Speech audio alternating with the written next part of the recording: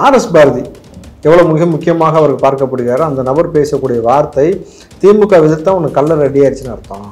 என்னது கல்லறை? ராமேஸ்வரத்துக்கு மோடி வரான்னு சொன்ன அங்கே இருக்கக்கூடிய பிரசித்தி பெற்ற மசூதியை அந்த மிரரால அல்லாஹ் அக்பர்னு எழுதியிருக்கு. அதை துணியை போட்டு சுற்றுறாங்க மாநில அரசு. இதே திமுக தான். திமுக முதல்ல அந்த சொத்து நல்லா புரிஞ்சுக்கோங்க. வக்போர்டு சொத்து இந்தியாவில் 3வது பெரிய சொத்து. இராணுவத்திற்கு மிகப்பெரிய சொத்து இருக்கு, ரயில்வே துறை இருக்கு இல்லையா, மத்திய அரசாங்கத்திற்கு, அதற்கு மிகப்பெரிய சொத்து 2வது இடத்துக்கு. 3வது இடத்து வக்போர்டு. இஸ்லாமியராக இல்லாத நபர்கள் இப்போ நீங்கள் வந்து எனக்கு வந்து வக்போர்டுக்கு சொத்து கொடுக்கணும்னு விருப்பப்பட்டீங்கன்னாக்கா நீங்கள் 5 வருஷம் இஸ்லாத்தை ப்ராக்டிஸ் பண்ணணுமா? இப்போ இதை எதிர்த்து டிவிக்கு ஆர்ப்பாட்டம் செய்தினாக்கா அதற்கு திமுகவும் நீ வந்து சட்டமன்றத்தில் நிறைவேற்றினாக்கா நீயும் சேர்ந்து கை கொடுக்கணும். கேவலமான ஒரு விஷயம். உதயநிதி தலைமையில் இஃப்தார் நிகழ்ச்சி திமுக நடத்திய நிகழ்ச்சியில் குப்பை வண்டியில் கொண்டு வந்தாங்க சாப்பாடு.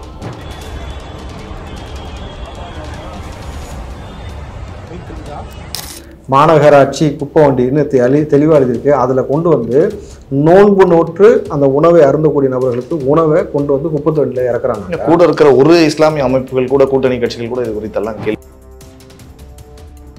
பிஜேபியாவது அவன் சொல்லிட்டு செய்கிறான், நான் இந்த சித்தாந்தம் தான்டா, நான் இப்படி தான்ண்டு. ஆனால் நீ திமுக ஒருத்தன் தான் பிஜேபி எதுக்குன்னு சொல்லிட்டு இங்கே இருக்கக்கூடிய சிறுபான்மைகளையும் தலித்துகளையும் தொடர்ந்து நசுக்கி கொண்டு திருமாவளவன் இந்த நொடி வரைக்கும் புலம்புறாரு. ஹராமான வழியில் சம்பாரிச்சிருக்காரு விஜய்னு சொன்னாக்கா திமுக நேர்மையான வழியில் சம்பாரிச்சா இஃப்தார் நிகழ்ச்சி நடத்தினாங்க. எப்போ போய் சாப்பிடலாமாங்க? ஸ்டாலின் காலம் கடந்து உதயநிதி ஸ்டாலின் வரைக்கும் தொடர்ந்து முஸ்லீம்கள் தலையில மிளகா அரைச்சிருக்கு திமுக. பிஜேபி சொல்லி புலி வருது பயமுறுத்தி முஸ்லீம்கள் ஓட்டுகளை மொத்தமா அறுவடை பண்ணிக்கிட்டு முஸ்லீம்களுக்கு எதையுமே செய்யாம ஏமாத்திட்டு இருக்கிற ஒரு கட்சி தான் திமுக. அதுல மாற்றுக்கிறது கிடையாது. விஜய காமெடியாக்க பாக்குறாங்களோ? இப்படி எல்லாம் காமெடியா நீங்க எப்படி ஆக்க முடியுங்க? ஏன்னா பவர் ஸ்டாருடைய அவருடைய கெப்பாசிட்டி என்னன்னு தெரியும். எங்க உதயநிதி ஸ்டாலின் தனியாக ஒரு கட்சி ஆரம்பிச்சு சொந்தமா உனக்குன்னு ஒரு கட்சியை உருவாக்குறதுக்கு திராணி இருக்கா? நீ விஜய் மாதிரி தனியாக ஒரு கட்சி ஆரம்பிச்சு ஒரு கொடியை கொண்டு வந்து ஒரு கொள்கை கொண்டு வந்து ஒரு கோட்பாடு கொண்டு வந்து எங்கள் அரசியல் செஞ்சுட்டு பார்ப்போம். சரியா நம்மளை செஞ்சுக்கிட்டா பார்ப்போம். திமுக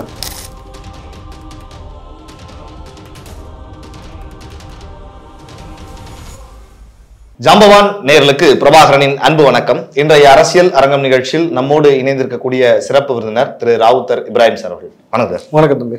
அரசியல் களத்துல பல விஷயங்கள், பல கட்சிகள். ஆனா இன்னைக்கு தமிழக வெற்றி கழகம் குறித்தான பேசுபொருள் தான் அதிகரித்திருக்கிறது. குறிப்பா திமுகவில் மேடை பேச்சாளராக இருக்கிறவங்கள இருந்து முக்கிய தலைவர்கள் வரைக்கும் நேரடியாகவே ஜோசப் விஜய்னு தாக்க ஆரம்பிச்சிட்டாங்க. பகிரங்கமா மிரட்டல்னு கூட சொல்லலாம். சில பேச்சாளர்கள்லாம் நம்மளால பார்க்க முடியுது. என்ன காரணம் இவ்வளவு வேகமா கடந்த சில நாட்கள்ல மட்டும் விஜய் அவர்களை விமர்சிப்பதற்கு? எப்போ பிஜேபியில் போய் சேர்ந்தாங்கன்னு தெரியல இவங்க. ஏன்னா பிஜேபி நபர்கள் இப்படி பேசினாக்கா அவங்க நாங்கள் இந்த சித்தாந்தத்தில் தான் இருக்கிறோம்னு சொல்லிட்டு செய்கிறாங்க. எச்ராஜா பேசுகிறாருனாக்கா ஆமாம் நான் இந்த சித்தாந்தம் ஆர்எஸ்எஸ் உள்வாங்கியிருக்கேன், நான் வந்திருக்கேன்னு சொல்கிறான். அவர் மதவாதியாக அவர் பேசலாம். ஆனால் நீங்கள் எல்லாரும் ஜோசப் விஜய்ன்னு சொல்கிற பெரியார் உங்களுக்கு கற்றுக் கொடுத்தான்றீங்க. நீங்கள் வந்து பகுத்தறிவு சித்தாந்தத்தை உள்வாங்கிய நபர்கள் ஜோசப் விஜய் என்று அவரை அடையாளப்படுத்த வேண்டிய அவசியம் என்ன ஏற்பட்டுக்குனாக்கா இங்கே மதவாத பிரிவினைவாத ஒரு அரசியலை செய்வதற்கான வேலையை திமுக கையில் எடுத்திருக்கிறது. குறிப்பாக ஆர்.எஸ். பாரதி எவ்வளோ மிக முக்கியமாக அவருக்கு பார்க்கப்படுகிறாரோ அந்த நபர் பேசக்கூடிய வார்த்தை திமுக எதிர்த்தா உனக்கு கல்லறை ரெடி ஆயிடுச்சுன்னு அர்த்தம். என்னது கல்லறை? கல்லறை ரெடி ஆயிடுச்சுன்னா ஒரு முக்கிய தலைவர், ஒரு ஆளுங்கட்சியினுடைய முக்கிய தலைவர் எங்கே உட்காந்து முக்கினார்னு தெரியல. அவர் இப்போ வந்து அவர் முக்கிய தலைவர் ஆகிட்டாரு. ஆனால் அவர் சொல்கிற வார்த்தை உனக்கு கல்லறை ரெடி ஆயிடுச்சு. அதே வார்த்தையை தான் சிவாஜி கிருஷ்ணமூர்த்தியும் பேசலாம். நீங்கள் விஜய் அவர்கள் என்ன சொல்கிறாருனாக்கா உனக்கு சாவு நிச்சயம், திமுக எதிர்த்துட்டாக்கா உனக்கு சாவு நிச்சயம். அப்போது திமுகவை எதிர்த்தனால தான் கலைஞர் கருணாநிதி செத்து போயிட்டாரா? அன்பழகன் அதனால தான் செத்தாரா? முரசொலி மாறன் அதனால தான் செத்தாரா? ஏன்டா பகுத்தறிவை உள்வாங்கியிருக்கீங்கன்றீங்க. சாவு நிச்சயம் கல்லறை நிச்சயம்னு பேசுனாக்கா அப்போ உங்களுக்கு எவனுக்குமே சாவு வராதா? நல்ல ஒரு விஷயம் புரிஞ்சுக்கங்க. பிறப்பு இறப்பு என்பது நிர்ணயிக்கப்பட்ட ஒன்று. ஒரு மனிதனுடைய உயிர் பிரிய வேண்டும் என்று இறைவன் நிர்ணயித்தால் மட்டும்தான் ஒரு நொடி முந்தவும் முந்தாது பிந்தவும் பிந்தாது அந்த ஆத்மாவை உலகிலிருந்து எடுத்து விடுவார்கள் என்பதுதான் நடைமுறை யதார்த்தம். நீ உங்கள் கட்சி எதிர்த்துனாலே எல்லாம் செத்துருவாங்கனாக்கா நீ வந்து இப்போ அவ்வளோ பெரிய சரி சிவாஜி கிருஷ்ணமூர்த்தி ஆர்எஸ் பாரதி சாவே மாட்டியா? 1000 வருஷம் வாழ்றதுக்கு தான் ரகசியம் வச்சிருக்கிறியா? நான் கேட்குறேன். ஏன்னா ஏற்கனவே அப்படி ஒரு ரகசியம் இருக்குன்னு ஒரு ஆள் சொன்னார் வேற. புரியுதுங்களா? கனவுல கட்சியை கழிச்ச மாதிரி கழிச்சுட்டு இப்போது உங்களுடைய இந்த சித்தாந்தம் என்பதே மோசமான ஒரு கோட்பாட்டின் அடிப்படையில் போய்கிட்டு இருக்கு. ஏன் சொல்கிறேன்னாக்கா இன்றைக்கி இந்த வக்போர்டு திருத்த சட்டத்திற்கு எதிராக தமிழ்நாடு முழுக்க டிவிக்கு ஒரு ஆர்ப்பாட்டத்தை நடத்தி கொண்டிருக்கிறது. அவர்களை நீங்கள் அடக்குமுறை செய்கிறீர்கள், கைது செய்கிறீர்கள்னாக்கா நீ தானே அரணா நிற்கணும். அப்புறம் சட்டமன்றத்தில் என்ன மாணவருக்கு நீ வந்து தீர்மானம் நிறைவேற்றினீங்க? எதுக்கு நிறைவேற்றினீங்க? வக்ஃப் போர்டு திருத்த சட்டத்துக்கு வந்து நாங்கள் வந்து இது மாதிரி எதிர்க்கிறோம் அப்படின்ட்டப்போ, இதை விட மிக குறிப்பான ஒரு விஷயம், கவனிக்க வேண்டிய விஷயம், திமுக எந்த அளவுக்கு வந்து பிஜேபியிடம் சரணாகதி அடைஞ்சிருக்கு. ஐயா சாமி நீங்கள் சொல்கிறத நாங்கள் செய்கிறோம், உங்களை திருப்திப்படுத்துறதுக்காக இன்னும் சில வேலை செய்கிறோம்னு சொல்லிட்டு ராமேஸ்வரத்திற்கு மோடி வரப்போகிறார். ராமேஸ்வரத்துக்கு மோடி வரான்னு சொன்னால் அங்கே இருக்கக்கூடிய பிரசித்த மசூதி மேலே வந்து மினோரான்னு சொல்லுவாங்க. பாங்கின் ஓசை தொழுவதற்காக அழைப்பு கொடுக்கக்கூடிய அந்த பாங்கு வந்து அங்கே தான் சொல்லப்படுது. அந்த மினோராவில் அல்லாஹ் அக்பர்னு எழுதியிருக்கு. அதை துணியை போட்டு சுற்றுறாங்க. மாநில அரசு இதே திமுக தான். திமுக யார் செய்கிற வேலை இது? நம்ம என்ன யூபியில் இருக்கிறோமா, தமிழ்நாட்டில் இருக்கிறோமா? நல்லா யோசிச்சு பாருங்கள். நீங்கள் மோடி அவர்கள் வந்து கிட்டத்தட்ட வெளிநாட்டு அதிபர் வரும்பொழுது அவராவது ஏழைகள் இருக்கக்கூடிய பகுதியை பார்க்கக்கூடாதுன்னு திரைச்சேலையிட்டார். திரைச்சேலையிட்டு தான் அவங்க பார்க்க விடாமல் கூட்டு போனாங்க. ஆனால் இவர்கள் ஒட்டுமொத்தமாக அந்த அல்லாஹ் அக்பர்ன்ற வார்த்தையை நீ கவர் பண்ணுற, நீ மூடுற, மோடியை திருப்திப்படுத்துவதற்காகனாக்கா இதில் யார் மோஸ்ட் டேஞ்சரஸ், பிஜேபியா திமுகவா? இந்த வேலையை பிஜேபி செய்யலை, நல்லா புரிஞ்சுக்கோங்க. கோயம்புத்தூரில் வானதி சீனிவாசன் இருக்கிறாங்க. அவங்க வசிக்கக்கூடிய பகுதியில் அல்லாஹ் அக்பர் இந்த மாதிரியோ அல்லது மசூதியோட மினாராலவே எங்கேயாவது போய் இந்த மாதிரி மூடினாங்களா? மூடல. ஆனால் நீ ராமேஸ்வரத்தில் வந்து வேலை செய்கிற, புரிஞ்சுக்கிட்டீங்களா? அப்போ இஸ்லாமிய கட்சிகள் நீங்கள் என்ன கழட்டிட்டு உட்காந்துருக்கீங்க? நீங்கள் முழுக்க அவனுக்கு கொத்தடிமையாக போய் அவங்க சொல்லக்கூடிய எல்லாத்துக்கும் முட்டு கொடுத்துட்டு உட்காந்துருக்கீங்கனாக்கா நீங்கள் எந்த சித்தாந்தத்துக்குள்ளே முதல்ல பயணிக்கிறீங்கன்னு முதல்ல புரிஞ்சுக்கணும். நீங்கள் வந்து எதையுமே உள்வாங்கலை. நீங்கள் வக்ஃப் போர்டு திருத்த சட்டத்தை எதற்காக நீங்கள் கொண்டு வர வேண்டும்னு ஒரு கேள்வி இருக்குல்ல. 44 இடத்துல திருத்திருக்கீங்க தம்பி. ஒரு கடிதத்தை ஒரு நபர் எழுதுகிறார், ஒரு முதலமைச்சருக்கு எழுதக்கூடிய கடிதத்தில் எனக்கு வேண்டாதவன் நீ, எனக்கு ஆகாதவன் நீ உள்ள புந்து 44 இடத்துல மாத்திரனாக்கா நான் என்ன சொன்னோன்னு அந்த கோட்பாடு அங்கே இருக்குமா? முதல்ல அந்த சொத்து நல்லா புரிஞ்சுக்கோங்க. வக்ஃப் போர்டு சொத்து இந்தியாவில் 3வது பெரிய சொத்து. இராணுவத்திற்கு மிகப்பெரிய சொத்து இருக்குது. ரயில்வே துறை இருக்கு இல்லையா, மத்திய அரசாங்கத்திற்கு, அதற்கு மிகப்பெரிய சொத்து 2வது இடத்துக்கு. 3வது இடத்து வக்ஃப் வாரியத்துடைய சொத்து. அவ்வளோ பெரிய சொத்து வந்ததுக்கான காரணம் வந்து எல்லா சமூகத்தை சார்ந்த நபர்களும் அதில் பங்கெடுப்படுத்திருக்கிறாங்க. இஸ்லாமியர் வந்து நீங்கள் பார்த்தீங்கன்னாக்கா எங்களுக்கு இறந்த பின்னும் உனக்கு நன்மை சேர வேண்டும் என்றால் அதற்கு ஹதியா கொடுப்பாங்க. அதை தாண்டி வந்து சதக்கான்னு சொல்லுவாங்க. அதில் வந்து நீங்கள் இந்த சொத்துக்களை வந்து தானமாக கொடுக்கும் பொழுது அந்த இடத்தில் ஒரு மசூதியோ ஒரு பள்ளியோ ஒரு மருத்துவமனையோ வரும்பொழுது அதை பயன்படக்கூடிய நபர்கள் எத்தனை ஆண்டு காலமாக பயன்பாட்டில் இருக்கிறதோ அவ்வளவு நன்மை உனக்கு இருந்த பின்னும் கிடைக்கும். இஸ்லாமியர்கள் மட்டும்தான் கொடுக்கணுமா இல்லை மற்ற மதத்தை சார்ந்தவங்களும் கொடுத்துருக்காங்களா? அந்த மற்ற மதத்தை சார்ந்த நபரும் கொடுத்துருக்குறாங்க. இப்போ அதுலேயும் ஒரு சிக்கல், அதுலேயும் ஒரு செக் வைக்கிறாங்க இந்த திருத்த சட்டத்தில். இப்போ இஸ்லாமியர்கள் இந்த மாதிரி கொடுத்துருக்குறாங்க இல்லையா, இந்த சொத்தை நாளைக்கு யார் தானமாக கொடுத்தாங்களோ அவன் குடும்பத்திலேருந்தே வந்து நாளைக்கு மறுபடியும் அதை கிளைம் பண்ண முடியாது. கிளைம் பண்ணாலும் செல்லாதுன்னு சொல்லி அந்த சொத்தை பாதுகாப்பதற்கு தான் அந்த வக்ஃப் போர்டு. நீங்கள் அதற்குள்ளே யாரை கொண்டு வரீங்கன்னா ஒரு ஐஏஎஸ் அதிகாரியை கொண்டு வரீங்க. ஐஏஎஸ் அதிகாரி யாருக்கு சாதகமாக செயல்படுவார்? அரசுக்கு எதிராக தான் செயல்படுவார். அரசுக்கு சாதகமாக செயல்படுவார். அவர் வந்து நாளைக்கு வந்து சொத்தை மீட்டு கொடுக்கறதுக்கு வேலை செய்வாரா? இன்னைக்கு கிட்டத்தட்ட வக்ஃபு சொத்துக்கள் தமிழ்நாட்டிலேருந்து பல இடங்களில் வக்ஃபு கையிலே இல்லை, எவனும் ஆக்கிரமித்து வச்சுருக்கிறான். இதில் கூடுதலாக நீங்கள் வேளாங்கண்ணிக்கு ஹிந்துக்கள் அதிகமாக போகிறதெல்லாம் பார்த்துருப்பீங்க. அங்கே போய் சில நேர்த்திக்கடன் நேர்த்துக்கிட்டு நிறைவேறிடுச்சுன்னா வேளாங்கண்ணிக்காக சில விஷயங்கள் கொடுப்பாங்க. அதே போல் தர்காக்கள் வரக்கூடிய நபர்கள் சில விஷயங்களுக்காக நேர்த்திக்கடன் வச்சுட்டு இஸ்லாமியர் அல்லாத நபர்களும் நிலத்தை கொடுப்பாங்க.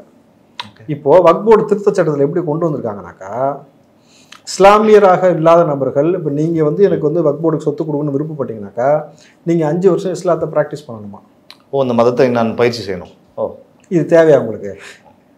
நான் தானமாக கொடுக்கணும்னு நினைக்கிறேன், அதுக்கு போய் நான் ஒரு மதத்தை ஏற்றுக்கொண்டு வழிபடணும்னு என்ன அவசியம் இருக்குது? 2வது 5 வருஷம் அந்த மதத்தை அவர் ஏற்றுக்கொண்டான்றதை எதன் அடிப்படையில் நீங்கள் தீர்மானிப்பீங்க? நீங்கள் இந்து மதத்தை தழுவக்கூடிய ஒரு நபராக இருக்கட்டும், அது கிறிஸ்தவ மதத்தை தழுவுனீங்கனாக்கா ஞானஸ்தானம் எடுக்கும் பொழுது பேர் வைப்பாங்க, ஒரு சர்டிஃபிகேட் சர்ச்சிலேருந்து கொடுப்பாங்க.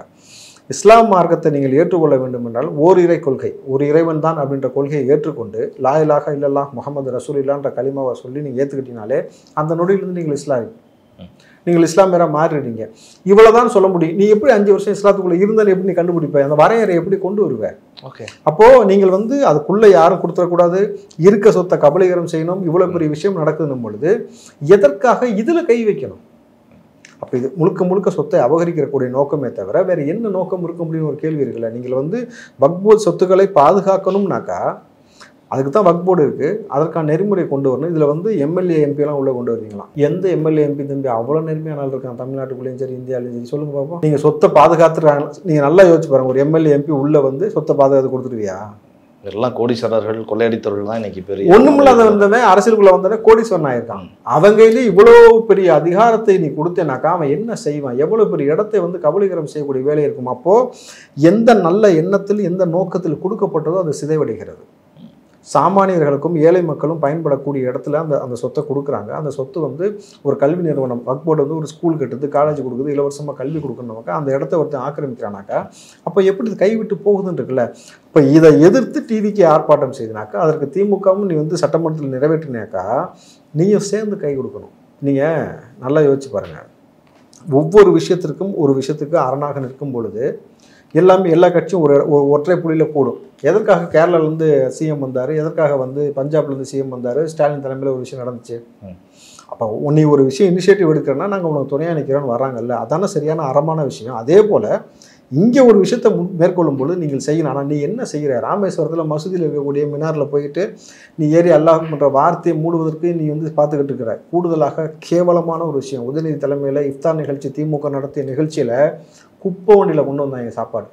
அந்த காணொலி உங்களுக்கு நான் தரேன், நீங்கள் எடுத்து போடுங்க.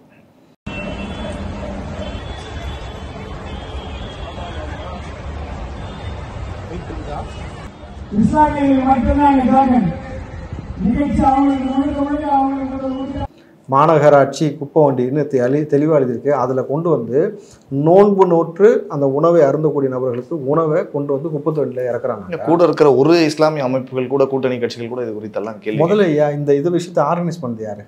உதயநிதிக்காக ஆர்கனைஸ் பண்ண திமுக தான் ஆர்கனைஸ் பண்ணுறேன். திமுக இப்போ வந்து சார் அந்த ஃபுட்டை கொண்டு வரதுக்கு வண்டி வேணும்னு கேட்டிருப்பான்ல, அப்போ நீ அந்த வண்டி ஏற்பாடு பண்ணல, நீ குப்பை வண்டியில் அழுட்டு வான்னு நீ சொல்லாமே அவன் செஞ்சுருப்பான்.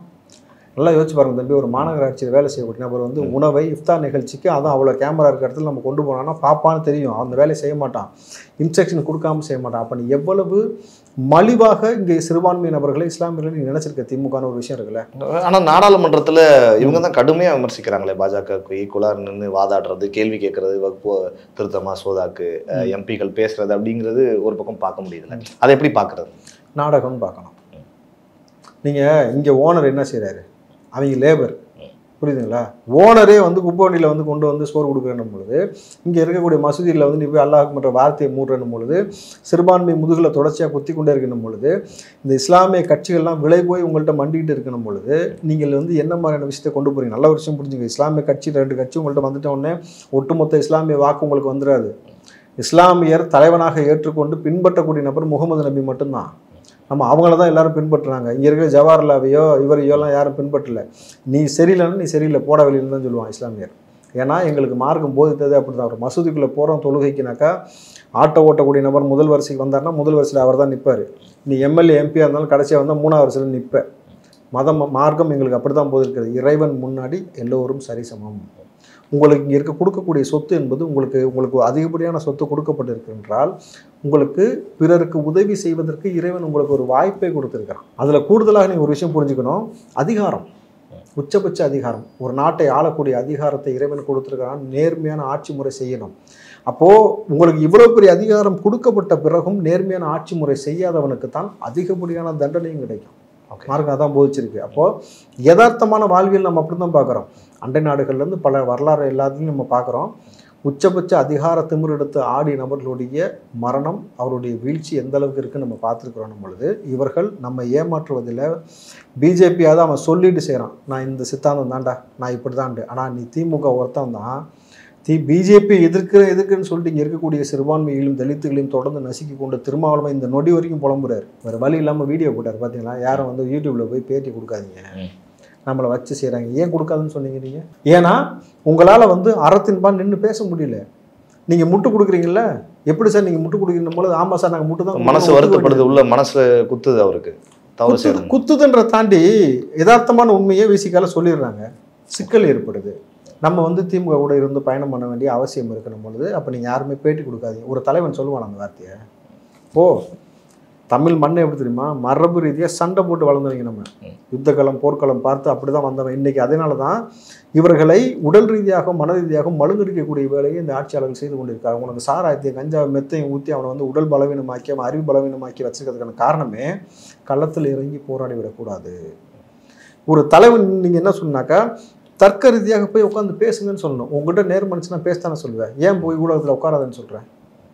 திமுக நபர்கள் நான் கேட்குறேன், ஏன்னா 4 ஆட்சியில் உங்கள் 4 வருஷம் உங்கள் ஒப்பன் ஆட்சியில் பெற்றது என்ன இழந்தது என்ன மக்கள்? வா பேசுறானா ஒருத்தன் வரமாட்டான் சம்மந்தமாக. இவன் பேசினா மணிப்பூரை பற்றி மட்டும் தான் பேசுகிறான், டெல்லியை பற்றி பேசுகிறான், குஜராத்தை பற்றி பேசுகிறான், இங்கே இருக்கிறத பற்றி பேசுறான்னா பேச மாட்டான். ஏன்னா பேசுறதுக்கு ஒன்றும் இல்லை.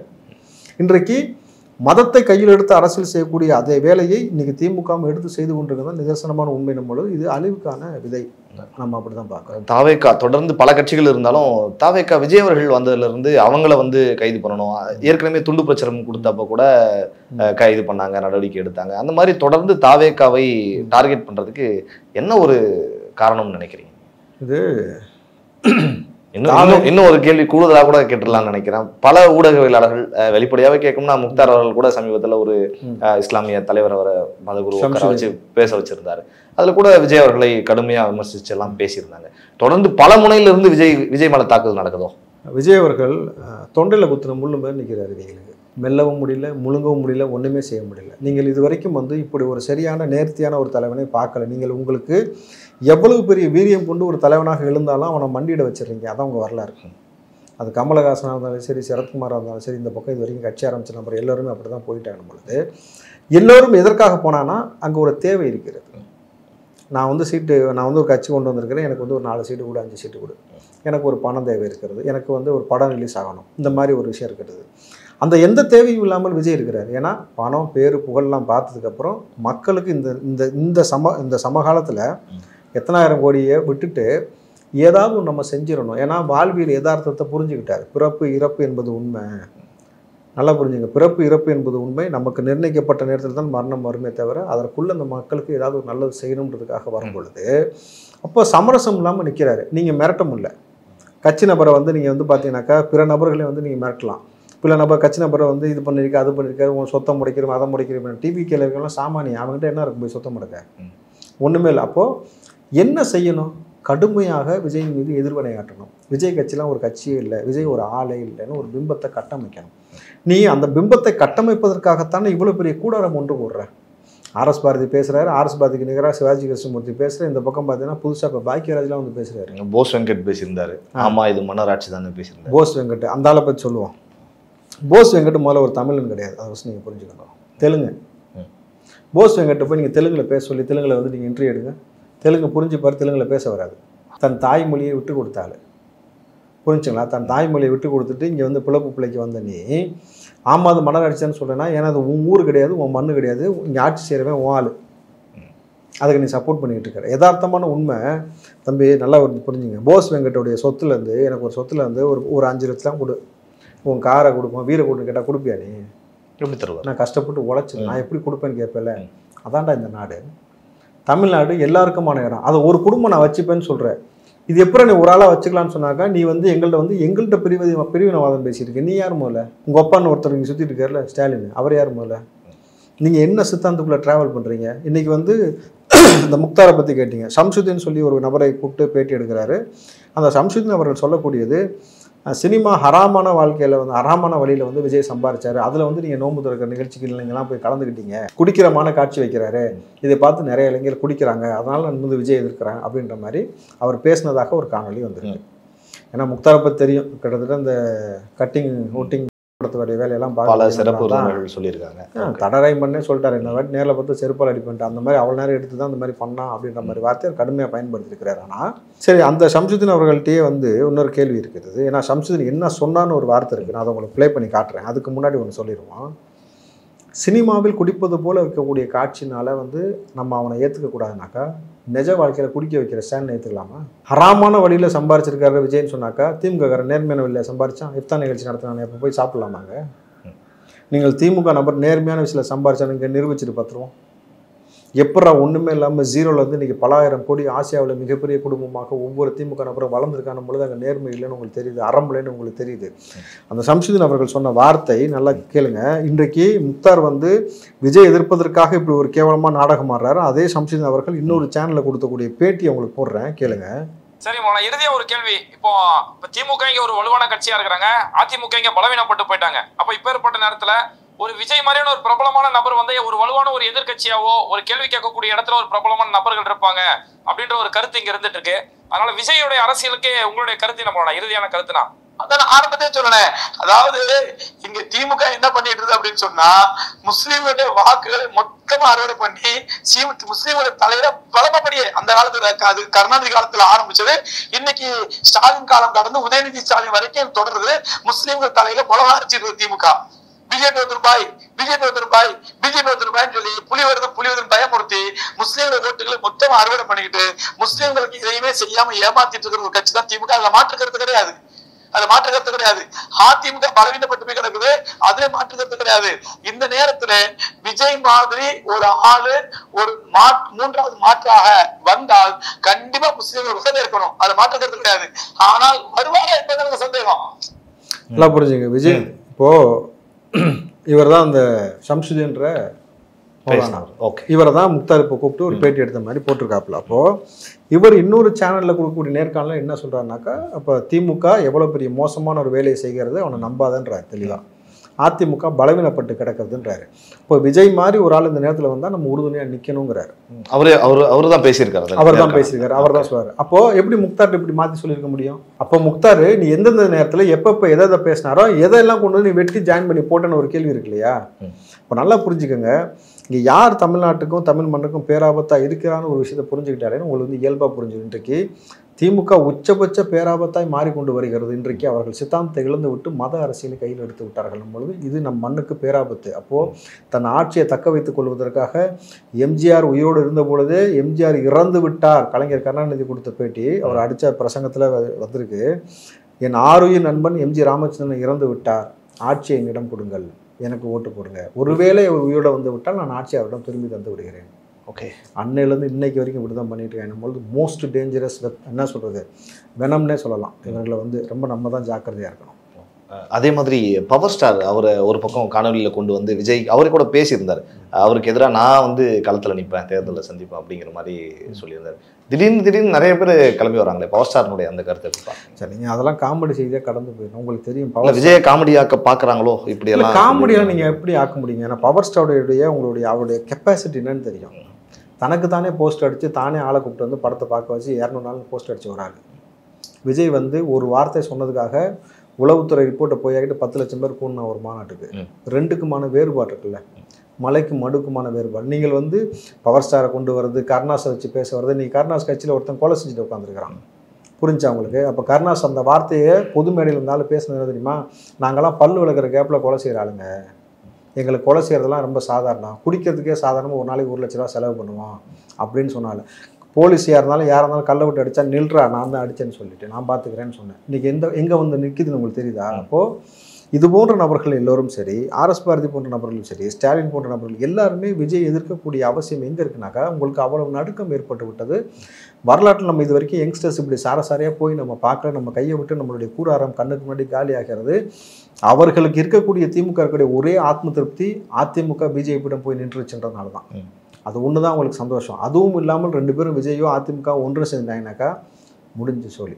அப்போ அது அவங்களுக்கு நல்லா தெரியும். அதற்காக பல வேலைகள் செய்யணும் பொழுது எதிர்க்க திராணி இல்லாதவன் என்ன செய்வான்? வேடித்தனமாக சில வேலைகள் செய்வான். அது போன்ற வேலைகள் தான் இன்றைக்கி இந்த மாதிரி அரங்கேற்றக்கூடிய நிகழ்ச்சியாக பார்க்கணும் பொழுது, நீ ஆம்பளை சரியான ஆள், களத்தில் நில்லு, ஸ்ட்ராங்காக நில்லு, தர்க்க ரீதியாக நில்லு, வா பேசுவோம், மோதுவோம், அப்படி செய்யணுமே தவிர நீ கண்டவெல்லாம் கொண்டு வந்து பேச வர்றதுனால வந்து இங்கே அழிஞ்சிருமா? விஜய் அழிச்சிருவியானே? நான் கேட்குறேன், யதார்த்தமாக கேட்குறேன். இப்போ ஒவ்வொரு சாமானிய வீட்லேயும் போய் கேட்டிங்கனாக்கா இன்றைக்கி அடுத்து நீங்கள் யாருக்கு ஓட்டு போடுங்கன்னும் பொழுது 10ல் 6 பேர் சூஸ் பண்ணுறான் விஜயை, புரியுதுங்களா? இப்போ 10ல் 6 பேர் சூஸ் பண்ணுற அளவுக்கு வந்து இங்கே இருக்கணும் பொழுது இன்னும் எவ்வளோ டைம் இருக்குது? 1 வருஷம் இருக்குது. 1 வருஷத்துக்குள்ள எவ்வளோ பெரிய மேஜிக் ஏற்படுத்த முடியும்னு ஒரு விஷயம் இருக்குல்ல. அந்த கிரவுண்ட் ரியாலிட்டி தெரிஞ்சதுக்கப்புறம் தான் இந்த அச்சம். நான் என்ன கேட்குறேன், நீ இத்தனை ஆண்டு காலமாக அரசியல் இருக்கிறீங்க, ஸ்டாலின் அவர்கள், உதயநிதி அவர்கள், நீங்கள் இருக்கீங்க, 2 பேருமே சினிமாவிலேருந்து இந்த ட்ராவல் பண்ணி பார்த்தீங்க, அரசியல் ட்ராவல் பண்ணிட்டீங்க. நீங்கள் பொதுவெளிக்கு வந்தால் மக்கள் தன்னிச்சையாக உங்களை தேடி வந்து பார்க்குறாங்களா? உங்களை ஆசையாக பேசுகிறாங்களா? எங்கள் தலைவன் வந்து விட்டான்னு கொண்டாடுறாங்களா? 200 ரூபா கொடுத்து ஆட்டோ கூப்பிட்டு வந்து வச்சு நீங்கள் வந்து சீன் போடுறீங்களான்னு எல்லாத்துக்கும் தெரியும். அப்போது ஒரு தலைவனை மக்கள் பேரன்பு கொண்டு நேசிக்கணும். அவன் தான் தலைவனாக இருக்க முடியும். நீங்கள் குரலை வித்தை காமிச்சு காசு கொடுத்து ஓட்டை திருடி பொய்யான வாக்குறுதி கொடுத்து நீங்கள் வந்து தலைவன் சொல்லிட்டு ப்ரொஜெக்ட் பண்ணி உட்கார்ந்தாலும் ஒருபோதும் வந்து பூனை வந்து புலியாகி மாறிவிட முடியாது. புரியுதுங்களா? நீங்கள் ஒரு பிம்பத்தை கட்டமைக்கலாம், அவ்வளோதான். நிஜ யதார்த்த கள நிலவரம் என்பது இனி களத்தில் மாறிக்கிட்டே இருக்கணும் பொழுது இனி அடுத்தடுத்த டிவிகே மீது அடக்குமுறைகள், அரஸ்ட்டுகள், வழக்குகள் அதிகமாக கையாளப்படும்ன்றது அண்மை செய்தி. நீங்கள் டிவிகே நோக்கி எந்த பந்தை வேணாலும் எரியுங்கள், அது அத்தனையும் வந்து விஜய் அவர்கள் வந்து எதிர்ப்பிலே வளர்ந்த ஒரு ஆள் தான் விஜய். ஆரம்ப கட்ட காலத்துலேருந்து எதிர்ப்புலையும் மோசமான விமர்சனத்துலையும் வளர்ந்து அடிபட்டு தான் இன்றைக்கி வந்து நிற்கிறாரும் பொழுது அவருடைய சைலன்ஸ், அவருடைய பொறுமையான நிதானமான அணுகுமுறை தான் இன்றைக்கி வந்து இவங்களுக்கு பயத்தை ஏற்படுத்துது. இவங்க தற்கொலைத்தனமாக இவங்க உலகிறாங்களே, கேவலமாக பேசுகிறாங்களா, அந்த மாதிரி விஜய் பேசலை. அப்போ தான் எங்களுக்கு பயமே ஏற்படுது. எப்பயுமே ஒரு ஆள் ரொம்ப சைலண்ட்டாக இருக்கான்னு வச்சுங்களேன், ரொம்ப கேர்ஃபுல்லாக இருக்கணும் அந்த ஆள்கிட்ட வந்து. நீங்கள் அந்த மாதிரி தான் விஜய் ரொம்ப சைலண்ட்டாக ஒரு விஷயத்தை நகர்த்தி கொண்டு போய் ஃபோக்கஸ்டாக போயிட்டுருக்கிறார். அதனால தான் உங்களுக்கு நடுக்கம் ஏற்படும் பொழுது தர்க்க ரீதியாக மோதுவதற்கு தயாரில்லாத தற்கொலைகளை புறம் தள்ளணும், அவ்வளோதான். கடந்த பொதுக்குழு கூட்டம் அந்த நடந்தப்போ கூட பேசினப்போ அவர் ஒரு பொன்மொழியை மாற்றி சொல்லிட்டார், ஒரு ஆங்கில பொன்மொழி. அதெல்லாம் கூட திமுக ஐடிவிங்கில் போட்டு பெருசாக விஜய் அவர்களை விமர்சனம் பண்ணாங்க. ஒரு சினிமா மாதிரி ஸ்கிரிப்ட் மாதிரி இருந்தது அவர் பேசினது, அதை கூட சரியாக மனப்பாடம் பண்ணி பேசலை அப்படிங்கிற மாதிரி ஒரு பக்கம் சொன்னாங்க. ஈவன் ஆதவ் அர்ஜுன் அவர்களையும் சிடி நிர்மல்குமார் அவர்களாம் பல கட்சியிலிருந்து வந்தவங்கெல்லாம் மேடையில் உட்கார வச்சு பேசினாங்கிற மாதிரியான விமர்சனங்களை எல்லாம் வந்து திமுக தரப்புல இருந்து வச்சிருந்தாங்க. அந்த விமர்சனங்களை தாவேக்கா எப்படி பார்க்குது? செந்தில் பாலாஜிங்கிறது வந்தாரு 3வது கட்சி, 5வது கட்சியோ, 2 கட்சி கம்மியாக சொல்லிட்டேன். 5 கட்சி அம்மாவாசன் ஒரு பேரே அவருக்கு வச்சிருக்கிறாங்க. புரியுதுங்களா? நீ 5 கட்சி மாறி வந்திருக்கக்கூடிய ஒரு ஆளை தூக்கி வச்சு கொண்டாடுற. சேகர் பாபு எந்த கட்சியில் வந்த? அதிமுக இருந்து. சபாநாயகர் அப்பாவை எங்கிறது வந்திருக்கிறாரு. நீ கூப்பிட்டு வந்து வச்சது கட்சி வளர்க்குறதெல்லாம் இன்னும் சீமான் ஸ்டைலில் சொன்னோன்னா தூண் அந்த துப்புனை வச்சு கட்சி வளர்த்துக்கிட்டு இருக்கேன்டாப்ல. ஒரே வார்த்தையில் முடிச்சிட்டாப்ல. யாரை சொன்னாலும் உங்களுக்கு தெரியும். யாரை வந்து வேணான்னு வெளியே அனுப்பிச்சாரு, யாரை தூக்கி நீங்கள் கொண்டாடுறேன்டப்போ உனக்கான கட்டமைப்பை நீ உருவாக்குவதற்கே முதல்ல உங்கள்கிட்ட ஆள் கிடையாது. ஓகே, நீ அடுத்தவன் கட்சியில் ஒரு ஒரு பலம் பெற்ற நபரை வந்து நீ விலை கொடுத்து வாங்கி அவனை உங்கள் கட்சியில் கொண்டு வச்சு நாங்கள் வந்து பெரிய கட்சிங்கிற நான் சொல்கிறேன், நேரடியாக சொல்கிறேன். இங்கே நீ இவ்வளோ ஆசியாவிலே பெரிய குடும்பமாக இருக்க, உனக்கு பணத்துக்கு பஞ்சம் கிடையாது, உனக்கு வந்து பப்ளிசிட்டிக்கும் பஞ்சம் கிடையாது. எங்கள் உதயநிதி ஸ்டாலின் தனியாக ஒரு கட்சி ஆரம்பிச்சு சொந்தமாக உனக்குன்னு ஒரு கட்சியை உருவாக்குறதுக்கு திராணி இருக்கா? நீ விஜய் மாதிரி தனியாக ஒரு கட்சி ஆரம்பித்து ஒரு கொடியை கொண்டு வந்து ஒரு கொள்கை கொண்டு வந்து ஒரு கோட்பாடு கொண்டு வந்து எங்கள் அரசியல் செஞ்சுட்டு பார்ப்போம். சரியா நம்மளை செஞ்சுருக்கடா பார்ப்போம். திமுக நீ செஞ்சிரு. உங்கள்கிட்ட பணம் திரும்பவும் சொல்கிறேன், உனக்கு பணத்துக்கு பஞ்சம் கிடையாது. நீ யாருன்னு எல்லாத்துக்கும் தெரியும். உங்கள் தாத்தையும் உங்கள் அப்பையிலேருந்து எல்லாத்துக்கும் தெரியும்ல. உதயநிதி அவர்கள் தனியாக ஒரு கட்சி, தனியாக ஒரு கொடி, ஒரு கொள்கையோடு வந்து களத்தில் நிற்பியானே, உனக்கு அவ்வளவு திராணி இருக்கா? விஜய் வந்து நிற்கிறார்ல, விஜய்க்கு வந்து பரம்பரை அரசியல் பரம்பரையா கிடையாதுல்ல. புதுசாக அந்த மக்களுக்காக வந்து நல்ல விஷயம் நிற்கிறாப்புல. அதே நோக்கத்தில் அதே மாதிரி நீ உன்னுடைய எல்லா அதிகாரத்தையும் பயன்படுத்தி கொடு. ஆனால் எலெக்ஷன் தனியாக நிற்கிறதுக்கு ரெடியா? ஒரு கட்சி ஆரம்பிச்சு அப்படி நில்லு. சரியாக நாமளாக நாங்கள் ஒத்துக்கிறோம். அது இல்லாமல் இந்த மாதிரி ஆட்களை வச்சு பேச வைக்கிறதெல்லாம் வேஸ்ட். தாவேக்கா குறித்தும் தாவேக்கா திமுக இடையான அந்த விஷயங்கள் நடந்துகிட்டு இருக்கு, பின்னாடி என்னதான் நடக்குது அப்படின்னு பல தகவல் எங்களோடு இணைந்து பகிர்ந்து கொண்டீர்கள். உங்களுக்கு ஜாமான் நேயர்கள் சார்பாகவும் இந்த பிரபாகரன் சார்பாகவும் மனமார்ந்த நன்றி.